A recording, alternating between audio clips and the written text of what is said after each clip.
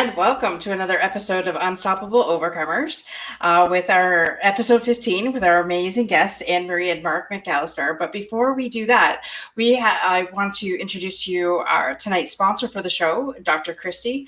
And Dr. Christy has some words for you this evening. Hello, my name is Dr. Christy Matuziak, and I'm a holistic chiropractic physician practicing with integrated holistic healthcare in Wilmette, Illinois.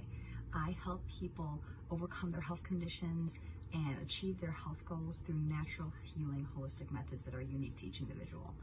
I provide holistic care, which includes nutritional consultations, chiropractic care, and energetic healing modalities as well. I also wrote a book called Coordinating the Chaos, and that's targeted towards the newly postpartum mother who's trying to keep herself sane and her baby healthy holistically in that first year or so of life. That'll be available on Amazon shortly in the coming weeks, as well as on my website, ChristyMatuziakDC.com. Thank you so much. Have a great day. All right. Thank you, Dr. Christy, for sponsoring tonight's show. And without further ado, I would love to introduce you guys to an amazing duo couple here. And the funny story is my very first podcast was actually on Anne-Marie and Marc's podcast, Without Limits. So just to do a quick introduction, Marc and Anne-Marie have been inspiring and leading others for over 25 years. They have a passion to enhance, encourage, and enrich each other's lives. As entrepreneurs, they are on a mission to help others develop into the leader this world needs and leave a legacy. Marc brings his expertise in sales management and a keen wit to the table. Anne-Marie brings her expertise as an educator, strategic planner, and optimism to anything she does. Together, they encourage their guests on their podcast Without Limits and a dynamic experience to uncover the keys to living an abundant life without limits. Anne-Marie is a best-selling author, trainer, corporate trainer, and also styles women with beautiful Fifth Avenue jewelry so they can show up in their life on a camera in their best. And tonight we're going to talk about the prison of two minds. So with that, I would love for you guys to meet Anne-Marie and Marc. Welcome to the show. Thank you so much, Absolutely. Dorothy. We're so thrilled to be here. Do you often have two people at once to interview? This is my first. Okay, this is great. That's awesome. We do it this way all the time, so it's normal to us. Yeah. This because in our podcast we interview people together like this, so it's kind of nice to have it flipped. So this is great. Yeah, no, we're thrilled. This topic for us is so critical, especially in this time. And people reading that title are probably wondering, what does that even mean? So we'll explain that. Yeah. So great. Well, like I said, I'm super excited because I was on your podcast, and I am super excited to have you here. So, what does it mean to be the prison of two minds? Prison of Two Minds, yeah. It's, I was thinking earlier when we were preparing some of the things that we were going to share, because we want to bring it down to the individual. Because if you're free, if you're an overcomer, if you see things optimistically yourself, then you're going to spread that. You're going to share that to others. Right. And I've always liked the analogy that the ocean is the greatest because it takes the lowest point. So it allows the rivers to flow into it. It doesn't struggle to be the biggest. It doesn't struggle to be the most powerful. Right. It allows many streams and many sources of information to come to it. And that's how that's been an analogy for Anne-Marie and I for years, as far as wanting to be open, wanting to be objective, wanting to be creative, wanting to be imaginative, and realizing that there's many different sources and rivers that we can draw and glean from. Anne-Marie will tell you as well as myself that virtually every single person you meet has something that you can utilize in your life, and you have something that they can utilize in their life. Absolutely. But it's making that space to give it that opportunity. And the prison of two minds is, unfortunately, oftentimes we come together and there's almost this barrier immediately because I don't agree with everything that you're saying, and you maybe don't agree with everything I'm saying. We can't exchange anything. We get locked there. It's in the prison of two minds could even be the prisoner of two ways of thinking, or the prison of getting stuck in differing opinions, but not staying open to it. So when we started to talk about this, and I think this is a book actually, but when we started to talk about the prison of two minds, we were looking at diversity of thinking and how it seems lately that if you have an opinion and you offer it, sometimes people don't pause to consider it.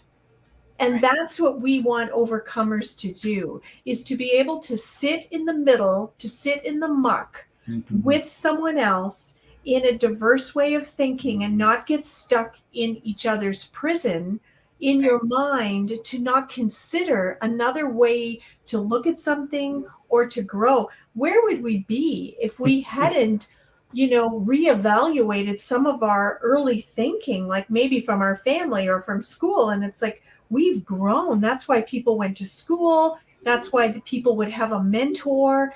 That's why, like for your coaching program, people are going to engage in coaching with you, Dorothy, because they want to be open to grow and to become an overcomer.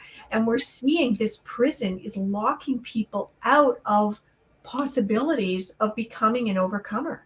Right. That is so true. Especially during the pandemic, I have seen a lot of hate on social media. And it just we should be able, we're adults, we should be able to say, hey, you have your opinion, I have mine. And even though we don't agree, it's okay. It's okay to have each other's opinion, but you need to do that with respect and love. Like, you don't have to hate somebody because their opinion is different than you. That's exactly right. That's exactly. And there's a lot of times that I actually had to shut social media off for a while because especially during the worst of the pandemic, I mean, thank God, you guys are in Canada too. So most of my friends are from the US and they're like, oh, well, we've been partying for weeks. I'm like, well, we're just getting out of lockdown. So, and, so with everybody having that extra time, it's just too bad that they couldn't be kind to each other while they were, facing those things. But you're right. We should be able to have two separate opinions, but still be kosher with each other. And what we've noticed is the opinion that's differing actually shuts down the whole conversation. But it's almost like, I don't agree with you, Dorothy, so I'm just going to write you right off, like the whole person. Because in social media, like you just brought up, we are quick to judge. I like this, I heart this, I don't like this, I thumb down that. And we're so quick to make judgments that we've lost our ability to critically think. For sure, that's a whole other podcast, but really about having a growth mindset. And what we're seeing if people are stuck in a fixed mindset.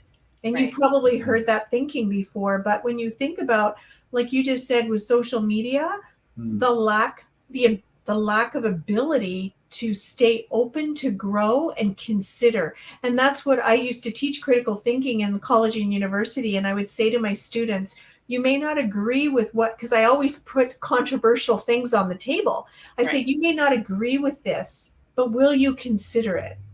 And that's what we're asking people to overcome and to live without limits, is to sit and consider it and not write the person off if you don't agree right away. Right? Exactly. I was struck. I was very heavily impacted by Alan Mallory's book, The Family That Conquered Everest. And it's interesting when you read that book, because they worked together as a family, but each of them had a different experience. It kind of follows their journey to Everest. They climbed other mountains as well, but the book is specifically about Everest. And each of them had a different experience. So each of them came to that mountain from a different place. But when you hear the collective, when you get all of the information, when you get a clearer picture.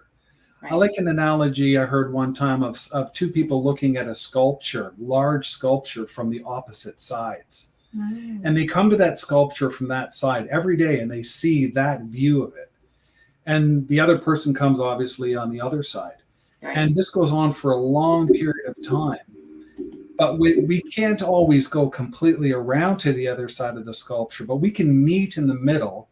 And I can share with you something that I see regularly from this side, and you can share the opposite. And from that, you get a larger picture of the overall. And that's diversity of thinking in a time when diversity is almost a paramount. It's almost,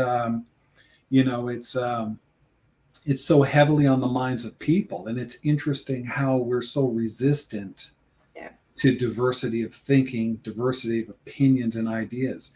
I love the Beatles, but I don't love every song. Right. So because there's songs that I don't like, that doesn't mean I don't listen to the Beatles, right? Yeah.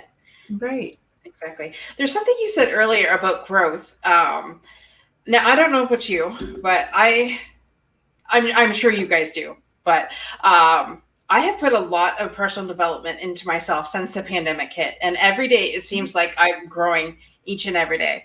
And I wasn't the same person I was yesterday, let alone a week ago. And, it's funny because some people stay where they're at and, hold stuff over your head that you may have said 2 or 3 or 4 years ago.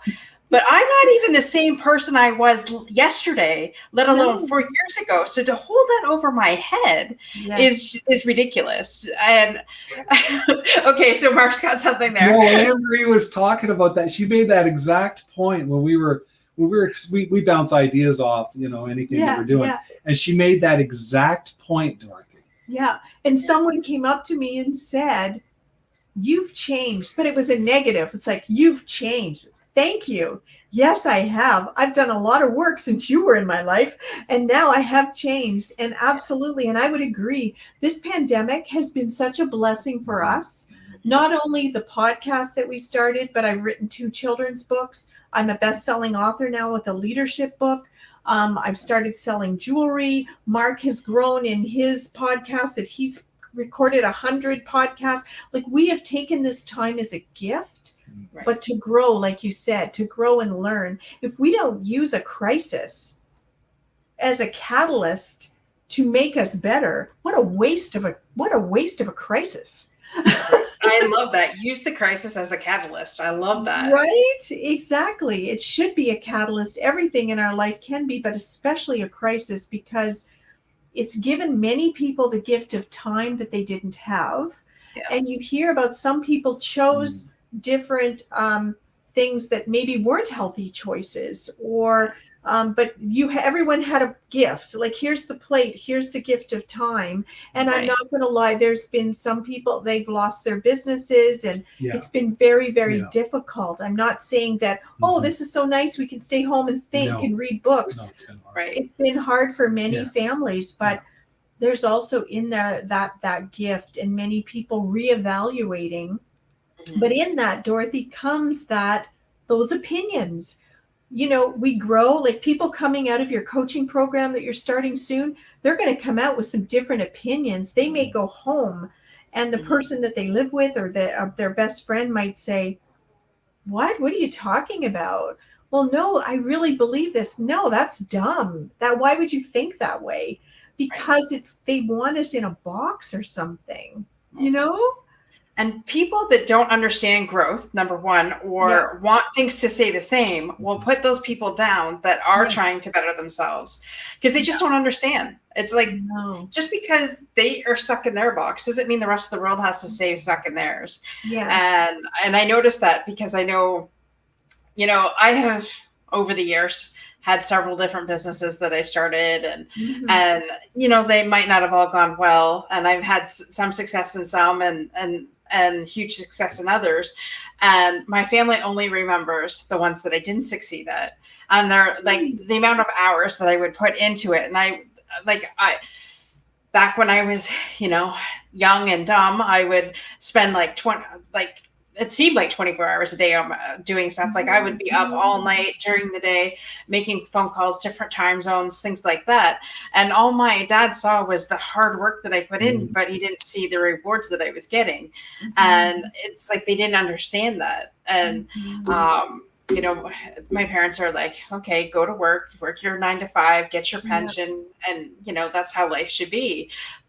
But that's not who I am. I want to help people. I want to, and that's what my heart is. So, if you love what you do, it's not work. So Right. But we have a measurement, right? We have a measurement of what success is for different people. Wasn't Right. it? Was it Jeff Bezos? They were saying about all his businesses, but the one he failed or something. Oh Oh no. yeah, no, was that the fella that went to the space? Oh yes, right. The guy who just went up in space, Richard. What's his name? Richard Branson? Branson. Branson. Yes. Anyway, yeah. He just went up in space. Anyway, He started 70 companies, and Right. the one they seemed to want to focus on was the one that was a complete failure. So they talked about, out of his 70 Right. companies that were incredible, they talked about the one failure. Yeah, but he did this and this, and it's like, It's like a story I heard one time was, a guy goes back to his hometown, like he grew up in a small town, and he goes in the city. He becomes successful as CEO of a company, right? He goes back home, visit, and his big brother comes up and puts him in a headlock, and he says, "I don't care if you're a CEO of a company, you'll always be Bubba to me." Yeah. Right? Exactly. and that's part of the prison, Dorothy. Yes. That's part of the prison of two minds is people in our life that mean well, especially family, often know us a certain way, or even people at work. I worked in an organization for a long time, but I grew and went and did different degrees through that and went back to university about 3 or 4 times. I grew, but people still saw me the day I started at that company. And it was hard for people to picture you. Well, you can't do that job because you're this. Well, no, I've done this. That's one of those lessons, Dorothy, I wish I'd learned in my 20s. Yeah. I wish I had learned to not hold as high the opinions of others, to allow the opinions of others to play such a role in my own thinking and development.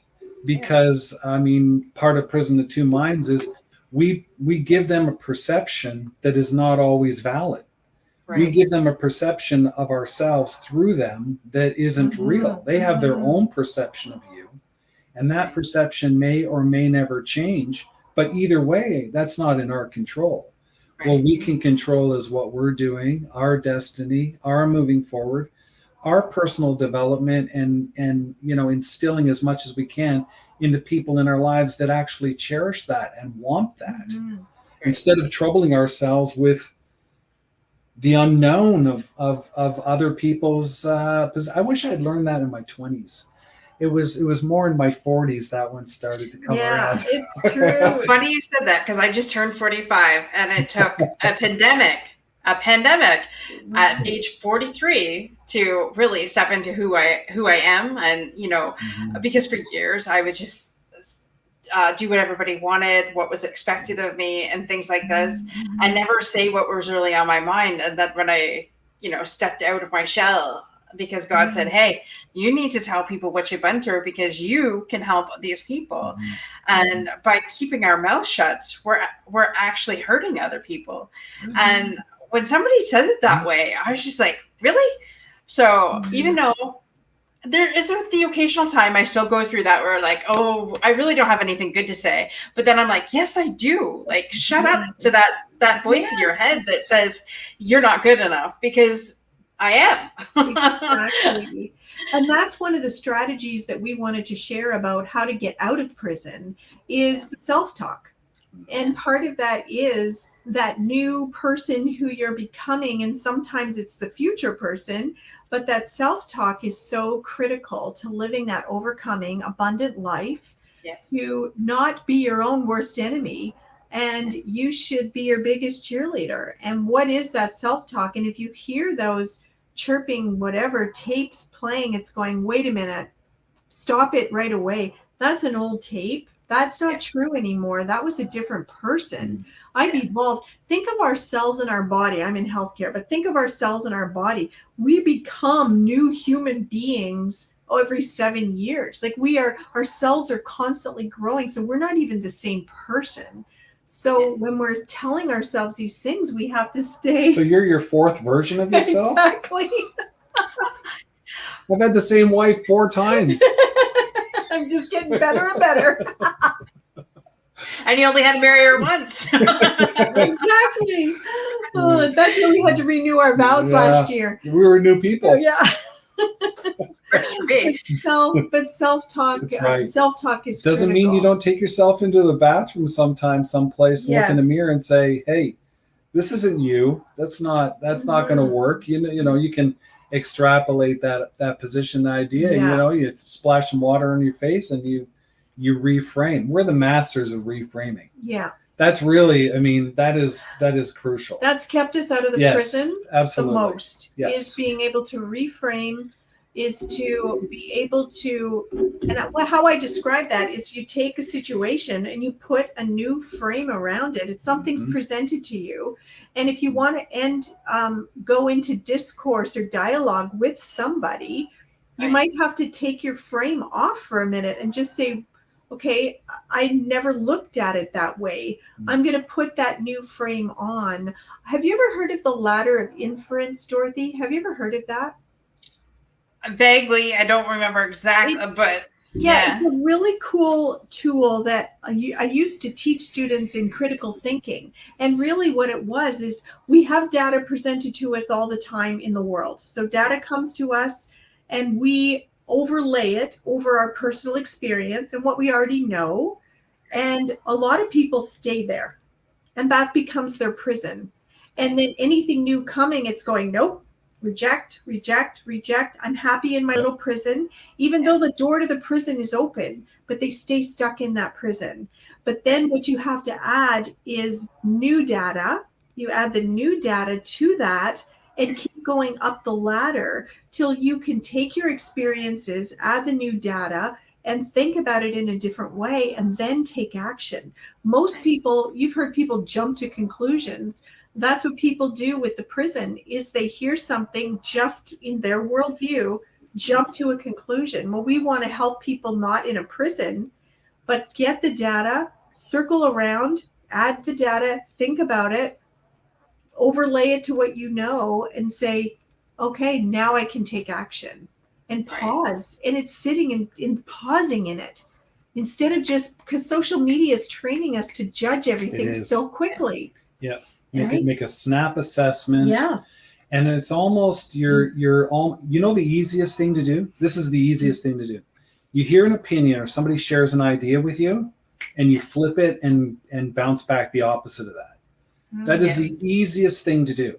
And it becomes a habit, and it's a very, very unhealthy habit. Because what you know, it's almost like back to the ocean and the rivers. It's like you're just building dams. Your immediate reaction to this flow of information or whatever, this flow of water, is to dam it and try to push that water back up.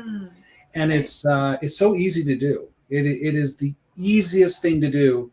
You could know absolutely nothing about a subject at all. Absolutely nothing about it. And somebody shares with you something, and then you just flip it around and you can push back the opposite of that. And it's very, very lazy.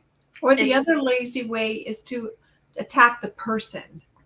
Okay, what you just said makes me feel uncomfortable because it goes against my own opinions and my own personal view, my worldview.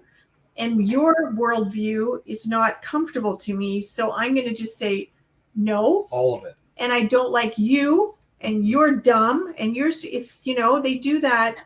It's, they just tear down the person because the opinion doesn't fit their own personal narrative. And it becomes very hurtful. Like you said, Dorothy, how come we can't engage in love and think and say, and we might come out at the end and say, you know what, Dorothy, I really appreciate what you shared, but I still don't agree with you, but I want to move forward in our relationship in disagreement, and that's okay. Yep, exactly. Right? So, We have Russ joining us this evening. Hi, Russ. That's nice. Hey, Russ. There's something that I was bringing up when you were talking about that. Lately, I have been training myself, like if there's something that I don't agree with that has come into my thinking or into my space, let's just say, I will say to myself, that's not my reality. My reality is, and then I'll say something positive about what my current situation. Okay, so for instance, I'm in like 3 different weight loss things in the last 6 months, and the scale is finally tipping in my favor. But then I stepped on it one day, And I'm like, oh, I don't like that. That's not my reality. So I stepped off, I stepped back on, and oh my gosh, wouldn't you know it? The scale moved my other way just by me saying that's not my reality. Exactly. So it works, people. It works. Yes. Our good friend Christy, Dr. Christy, is joining us too. And thanks for joining us, Russ and Christy. And so I just find, like you could shift anything by just saying that's not my reality. My reality is this. I don't believe what's in front of me. That's not what my reality is. My reality is that it's a positive situation, and this is how I'm going to choose to look at it. That's exactly right. And Dorothy, so many people stay in that prison, the prison of two minds, by not accepting the new reality and almost living in this place of victim. Because that place of victim, it's like, oh, well, I'm never going to, that scale's never going to move, or I'm never going to write that book, or I can't do that. And that goes back to the self-talk again. But when we stay in that prison, where, the victim and that you can hear it in yourself, and you think, oh my gosh, that I just went to victim. Right? How and that's a clue, and that's a strategy to be aware of. Am I living in that victim space, or because that's going to keep me in my prison? So how do I stay open? Yeah. And some people like staying in the victim mentality. That's all they've known, and they're not willing to go from one to the other. And that's sad to me. When I see that, it's just like, okay, you could have everything you ever wanted if you just flip it around. If you flip everything that you're saying around, you could have what you want instead of just sticking in that victim mentality mindset. Yeah. And that's certainly one of the prisons. There's probably lots of different ones, but that's probably one of the most dangerous one, is to stay in that victim space. And the other, like we've already said, is not being open to be able to consider another opinion, to not even consider. And it's so heartbreaking. I'm on TikTok, and I engage with lots of people, and there's great conversations happening and lots of growth. But then you see some comments, and they're just trying to tear people down because the opinion someone has expressed is diametrically opposed to their worldview. But rather than consider it or ask a question, then they'll just shut it down or just be really cruel. So that's another strategy that we could offer, is to, if you're challenged with an opinion that doesn't sit with you, or it's like, whoa, I hadn't even thought of that, come back with a question instead of pushing them away or rejecting, or it's like, that's the dumbest thing I've ever heard, or whatever.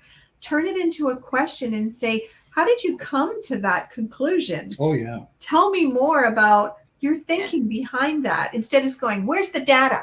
How do you know that? Like, there's people that are just so snap now about, and it's like, no, just engage in conversation in that question and move up that ladder of inference, get the data, loop it into your worldview, make a conscious decision and say, okay, now I can take action. And it, often, like you're going to find with people in your coaching program, they're going to be transformed. Well, guess what? They can't be stuck in a prison in their mind and have transformation and live an overcoming life if you're stuck in a prison. Exactly. Right? Exactly. Well, yeah. And getting rid of those beliefs. Yeah. 100%. Limiting beliefs, that's a whole other conversation, right? So what are those limiting beliefs that are holding you back? But then we're always surprised how the limiting beliefs, people want to hold on to them so tight, they'll superimpose them on other people to validate their limit. Yeah. Exactly. It's like you want to fight for their limit. No, we want people to be overcomers, right? Exactly. Yeah. Sorry, Mark, what were you going to say? Yeah. I kind of cut you off. No, it was just something during what Anne-Marie was saying, and ties back to that diversity. It's a lesson I learned years and years ago. We have 5 children, so we spend a lot of time at parent-teacher nights. Not always the most engaging thing for me. So I was one to wander in the halls. And I remember I was actually at a high school, but I was wandering down this hall, and you could tell that the teacher had given this class a consistent instruction on something that they were to draw. And you walk down and you see the diversity. So all of these students had hands, all of them had ears, they all had eyes, they all had paper. They were all given the same instruction, and none of them came up with anything even remotely similar. Yeah. So their whole perception of that exercise was completely different. Yeah. And the results were different. And I don't think any one of those pictures in any way negates any of the other pictures. I don't think any of them supersede another one. I don't think there was really a right or a wrong there. I think it was an expression, right?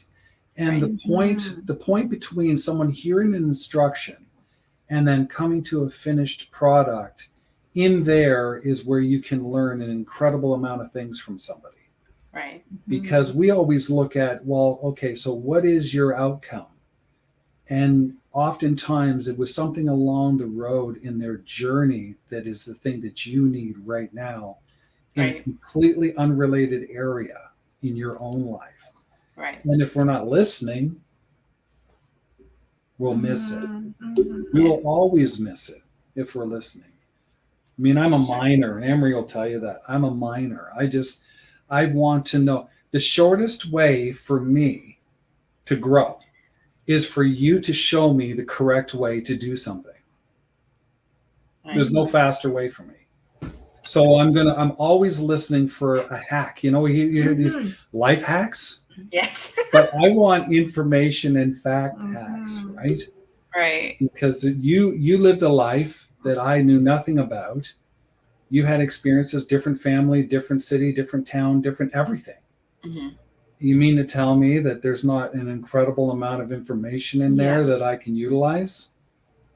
Exactly. There's tons. Well, that's why when you can pick up a book, someone poured their life into a book, their life story, and you can buy their life story $20 for $20 and glean ideas from that and take that's just incredible. But back to what Mark was saying about the pictures and the even with music, like I'm a singer and we'll all be given the same piece of music, but we all interpret it and sing it in a different way, or how we perform something. And it just made me think, I think it was Harry Chapin. He wrote a song called The Flowers Are Red, and it was about his son who went to school and was told that he had to draw the flower with the red petals and the green stem and leaves. And he wanted to use all the colors of the rainbow. And he got just pushed down because he had to express a certain way that this teacher conformed. And then he got a new teacher and she said, no, we use all the colors of the rainbow. And then the whole song turns and it's beautiful. And it's giving me goosebumps just thinking about it. It's a gorgeous story. It's funny you said that, because that happened when I was in school. So back when I was in public school, we had this kid that he was kind of a troublemaker, but I think part of it was the problem was he was colorblind as well. But he would make a horse purple, and the teacher would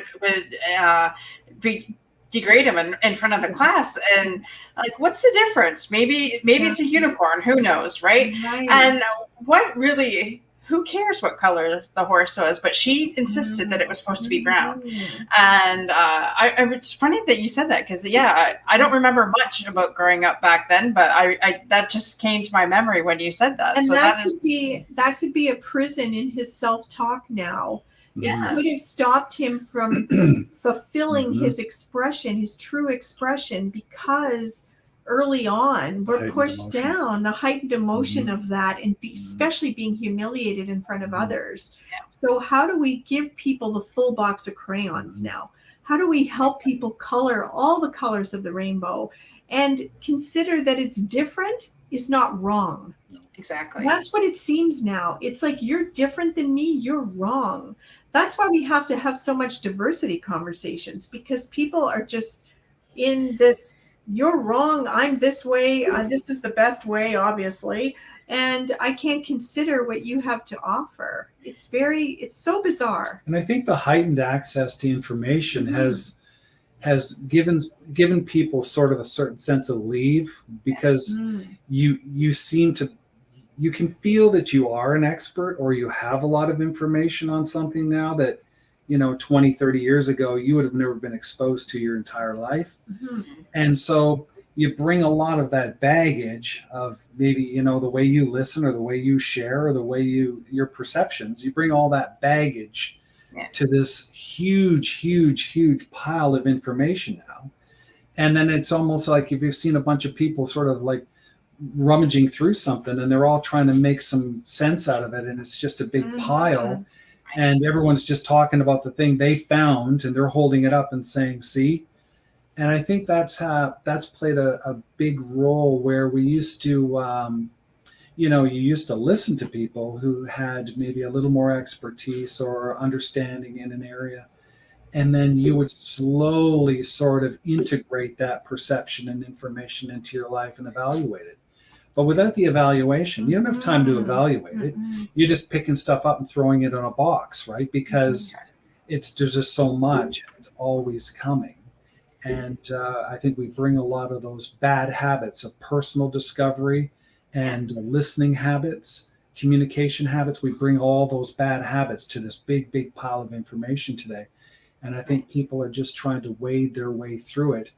And of course, the easiest way to do it is just to put your arms around a big pile of it, pull it to yourself, claim the high ground with that or whatever, and then just hold on to it and defend it regardless of what anyone else's opinion about it is. Exactly. So which poses me to another question, because I know that you guys celebrated 25 years of marriage last year, right? Yeah. So how do you, inside of being married for 26 years now, if Mark has a different opinion or about than what you do, Anne-Marie, or vice versa, how in love do you say to your spouse, hey, I love you, but I don't agree with you, and it doesn't blow out of proportion? And I'm sure sometimes it might, but I'm sure that you guys have trained yourself not to. But how does one do that? And Christy says, congratulations on your 26 years. Thank you so much. Yeah, no, that's a really good question. And it's taken a lot of practice. But one thing I think that we do really well is we are very open with each other and can hear each other out. And we will stop and pause and say, wait a minute, I need to think about that. So tell me more. So for example, Mark's a Bible scholar. So I learn and sit at his feet to learn, because that's not my gift. And I know that, and I can humble myself to sit and learn, because he spent hours that I never will or want to, because I'm a worship leader. So I'm more on the music side. So that's one piece, but I think it's the, like, we don't get in arguments about differing opinions. That's awesome. If you argue, you've lost. Right. That's that's like the, that's the indication. Arguing is like, to equate it to sports, it's like trying to score in your own net. Because there's nothing. I mean, you switch your brain the second you move into an argument mode. You can't learn anything, and the other person can't learn anything. You've shut the whole thing down. So my mom used to say profanity is a tool of the weak mind, right? If you can't articulate it in language, then you've brick walled. But the same thing with an argument, right? Yeah. So, and why? And Anne-Marie and I, we jostle with this all the time, and I've learned it. Why do we want to change somebody else's opinion? I think it boils down to expectations. What we expect our partner to be and what they really are two different things. And I've learned that critically. And so I've been married, it'll be 2 years in October. So we're not anywhere near 26 years, but our first 2 years of marriage have been in a pandemic.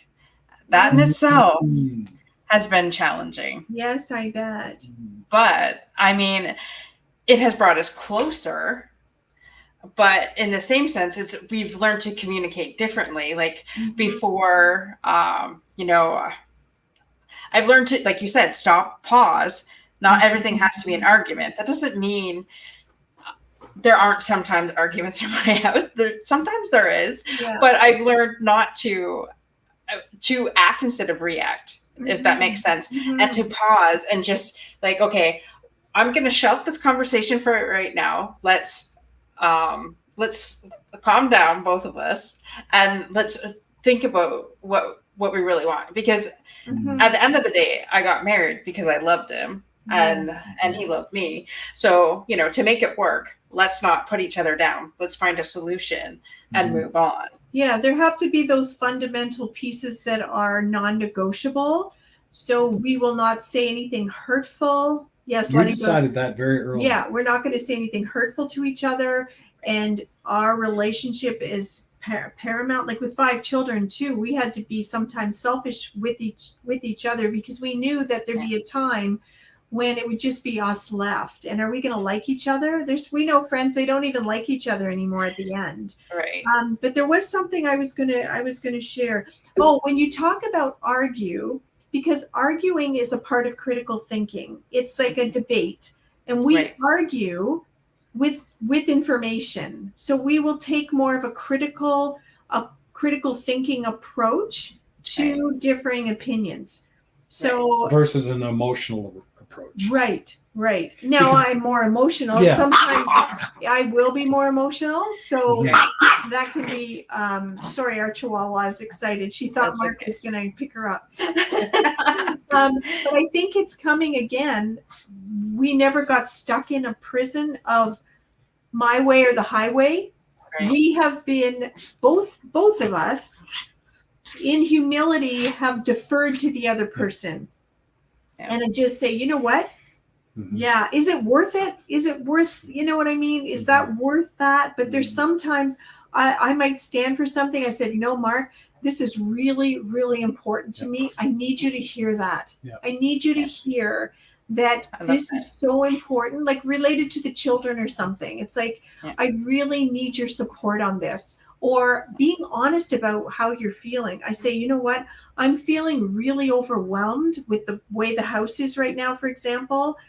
And can we just spend a half an hour and just go through together? I really need that. And I need your support. Like, so it's asking and not trying to convince the other person to change them. And also giving each other what they need. Yes. So Mark needs time with music downstairs with his music, his speakers, whatever. I need time with people. I need time to exercise. Like I need different time to sing. So we give each other, we have different interests and it's okay. Exactly. Right? Mm-hmm. So I think that's a long answer, but. No, it's a good one. Yeah. It's a good one. Yeah, because we never, and we see a lot of couples, they're trying to change the other person. Mm-hmm. It's like, what? No, we came together because of our differences. And why would I want to change that? Right. And you know what, Mark, you say this all the time. You have to overlook a lot of crap. Yeah. There's stuff that it's not give and take. There's things that bug us of each other, but it's like in the scheme of it, really, like your clothes on the bathroom floor. You're back to the pictures in the hall, right? You're back to the paintings. Yeah. There's there's diversity, there's difference. Yeah. To expect that 2 people are going to draw the same drawing the same way with the same colors. And then both of them agree that that's the only way or correct way to do it. Yeah. I think we didn't have a fantasy about what marriage was about. It was more of just the nitty gritty of 2 people kind of trying to find their way. And we never stopped growing. And we really appreciate what the other person brings to like what I bring is different than what Mark brings. And we know that that's important too. So like the relationship he has with the boys, like we have 4 boys, is incredible because he stayed home with them when they were little. Right. Guys Work didn't do nights. that. Yeah, guys didn't do that back then. So he has, but we knew that was an investment. Right. And we don't have all the toys that people our age do, and we don't have all the things. Didn't matter. That doesn't matter. It wasn't about that. Like when we didn't have a fantasy about, like we laugh a lot we laugh a lot. No, like at ourselves, at whatever, like this is the way, this is it. This is as good as it gets. Like today, this is as good as it gets, right? I Is love it? that. This is it. That's it. This is it. Fourth version of you, and this is as good as my expectations were low. Exactly. Wow. I love that. There's two things that you said that brought things to mind. Yeah. We can be married and I have different things, but still, still appreciate those things. Like for instance, I'm a dreamer. I can dream all day long. My husband is very pragmatic. Right. I say, where do you see yourself in 5 years? No clue. Still at work, still watching football. Yeah. But I noticed though that because I am so high energy, and I'm getting a little bit older, so I need to take I need to calm down a little bit, and he calms me down, because this is the first year I've ever had a nap. I will admit, he loves his nap. So he was like, "Oh, just come lay with me." So, and that's good, because he brings me to that place where I need to like calm my brain and calm down. But I've also noticed that by dreaming, he's now thinking of different things for the future. So, bouncing those ideas, like you said, off of each other, so the growth of that. And it's funny because just when you think he doesn't get me at all, that's when God says, "Oh," and he'll say something, and I'm like, "Thank you, Jesus," because I really needed to hear him say that.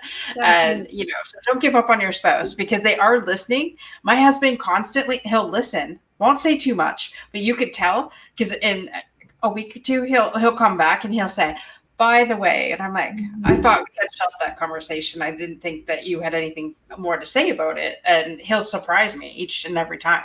So that's it's bouncing off each other in a good way, and being each other's cheerleader is a big thing. Like when I finished my graduate school, or when I'm performing, Mark is the biggest cheerleader there, and just knowing that he's there, like if he doesn't come to my performance, it's like I didn't even do it. Like, so I don't know how to explain that, but we cheer each other on for different things that we do separately. Yep. And I think you have to have those separate hobbies.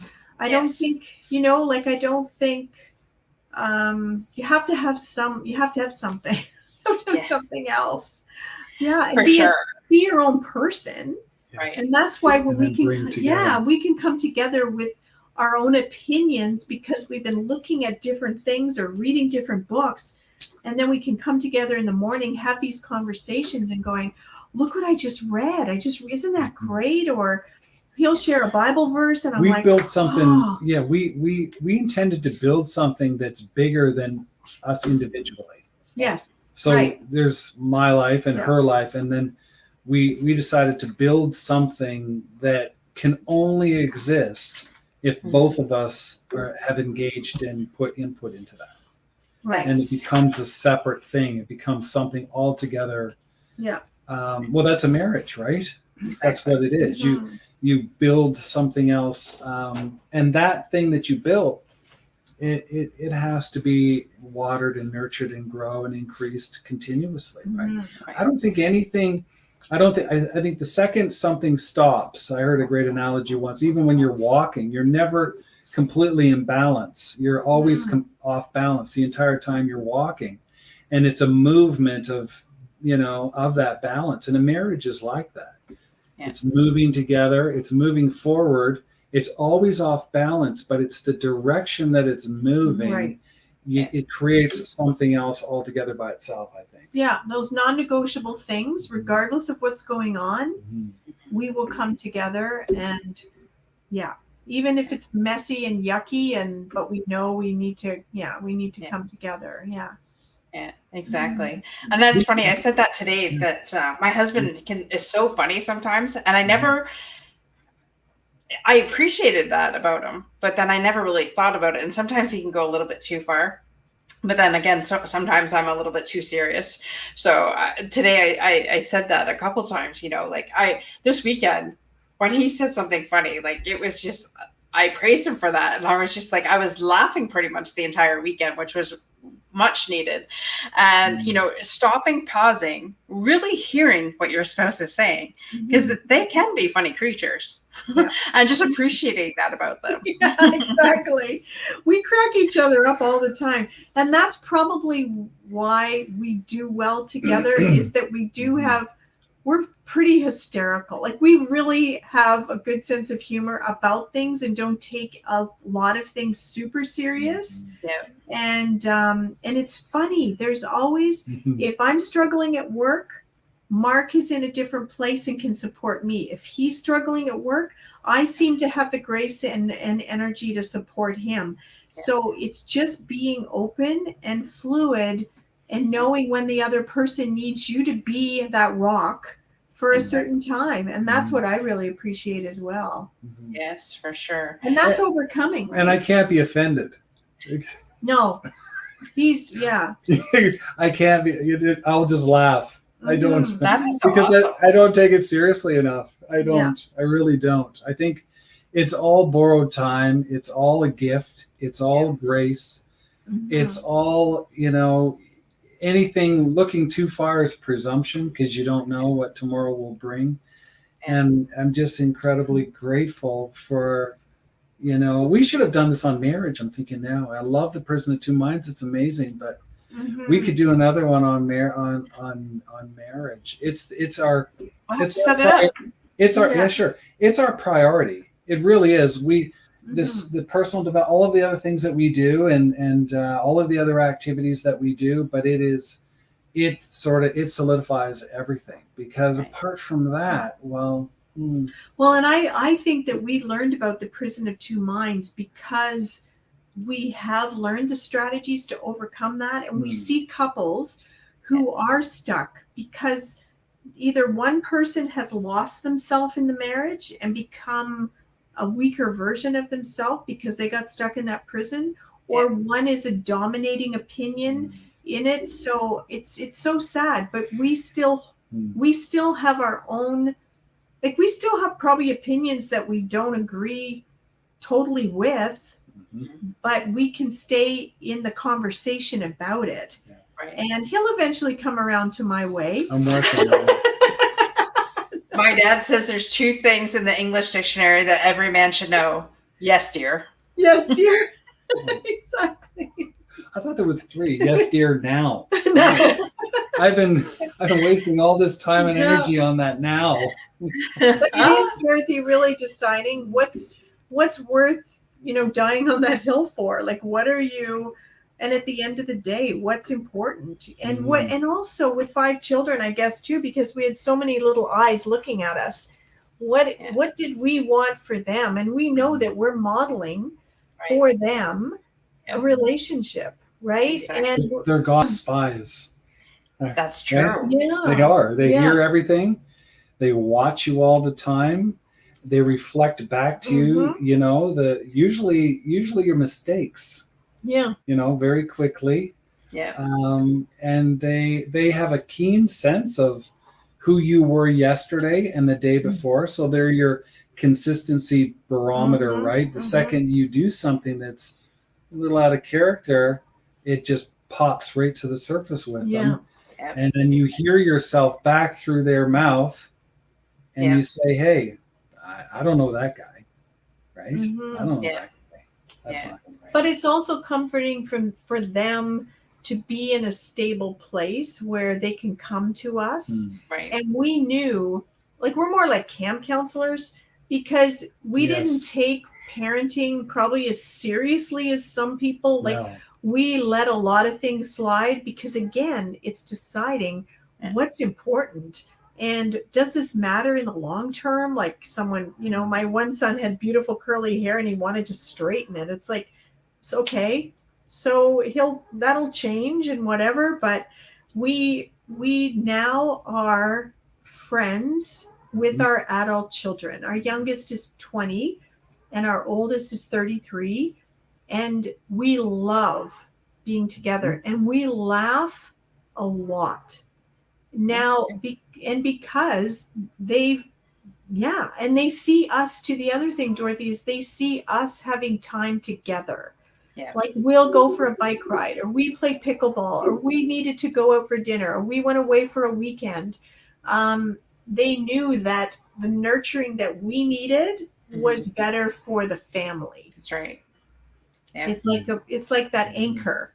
So we really together are a stronger anchor. You see the anchor with the two sides, right? So together we've become a stronger anchor for the kids, and they can come home and know that it's a safe place to land. We're not going to judge them. Right. We're going to listen, and we're going to offer advice if they want it. Right. And we're going to be there. When I had children, I went on an interview campaign. Oh, yeah. I went on an interview campaign with virtually every parent that I knew, friends of mine that had children. You know, what worked, what didn't work, what, you know, if you could do, you know, what would you do again differently if you could do it over again? And I just gleaned it all. And I signed up for this study one time, and I showed up and I was 32 maybe. And it was like 9 ladies and they were all in their 70s, right? Oh yeah, that's right. And it was like this 6-week. Right. It was just, you know what? It was transformative. Oh, Right? It was transformative. I mean, there's me with 400 years of experience on the planet. I'm 30. They're collectively 400 years. Yeah. And I just gleaned from them. I asked them questions. I just, and so we would spend half of it looking at the actual course. And then the second half of it was I interviewed everybody. I did. I could see that happening. I want the shortcuts. Experience is the cruelest teacher there is. Yeah. Learn from someone else's experience. That's the shortcut. And that goes back to kind of wrap up, Dorothy, is that back to that prison of two minds, right? To stay open. Because a lot of young parents are just like, I don't know, I got this baby and I'm going to know what to do. Pretend you're in control instead of extending a hand and saying, out. Wow, John Bradshaw's book on the family, it changed our lives. Yep. I read that book until I could read it in my mind without even opening the book anymore. Wow. And every single day, something in that book goes through my mind. It was absolutely foundational in there was other things, but that was foundational in my thinking, because his experience was horrific and he came out the other side, the true overcomer, and then shared that. That's the shortest way. Right. Yeah. So, Anne-Marie, you said you have 2 books out. So I know we're getting close to the hour here. That was a fast hour, I have to admit. I know. Share with us your 2 books that you have out. I should have had them out. So I have a children's book called Azalea's Magical Garden and Azalea's Puppy Adventure. And they're books for preschoolers.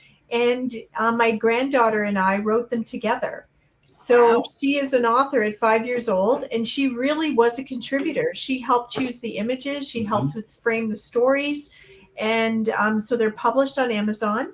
And I think you put the link tree in the notes. So I did, the link tree, the books are there. The other one is a collaborative book on a #1 habit for the world's greatest leaders. And I have a chapter in there on encouragement as a superpower for a leader. I think a superpower for a leader is to be an encourager. Exactly. And so I wrote a chapter in this book. There were 60 leaders that came together, and this book has been published. It's #1 bestseller in Amazon, and it's called One Habit. One Habit. And it was just an incredible experience. Yeah. And yeah. So that's awesome. So remember, because your words were, if you could So I'm trying to think if you could glean from somebody because they wrote the book, so all their experiences is in there. So you definitely want to go out and get Anne-Marie's books, and definitely glean from this woman because Marc and Anne-Marie are absolutely amazing people. And I thank you so much for coming onto the show tonight. And I thank our listeners. And if there any last words that you want to leave or tips that you want to leave our listeners with. I would just encourage just to, in this time when people are getting smaller, they're we've cocooned. That term was big a few years ago, cocooning, and just not cocoon in your thinking, but stay open. That doesn't mean that you're going to accept everything that somebody suggests or shares, but listen in there for those little stray nuggets or those pieces and say to yourself, how did they come to that conclusion from that? And is there something in there of value for me? Because I'm the master gleaner. I really, I've perfected it. I don't care who it is. Overhearing a bus driver conversation, I can, there's a life lesson in there.